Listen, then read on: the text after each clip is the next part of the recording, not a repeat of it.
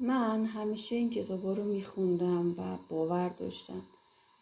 این خاطرات شیخ رجب علیه که قدرت‌های ماورایی داشته و علت اینم که به این قدرت رسیده این بوده که دختر عمش بهش پیشنهاد دوستی و رابطه میده و این از دست دختر عمش فرار میکنه،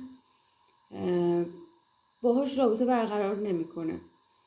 بعد میاد اینو برای بقیه میگه، بعد از اون چشمش به عالم برزخ باز میشه.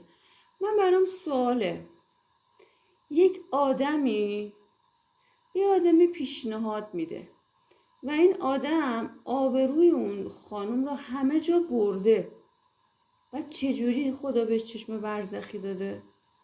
مگه ما حدیث نداریم که هر کس آبروی مؤمنی رو ببره انگار به خونه خدا توهین کرده؟ واقعا برای شما هم سوال نیست چجوری این آدم آبرو دختر عمه‌شو پیش همه جا برده بعد چشم برزخی پیدا کرده؟ واقعا برای من سواله. هر کی میدونه علتشو بهم بگه.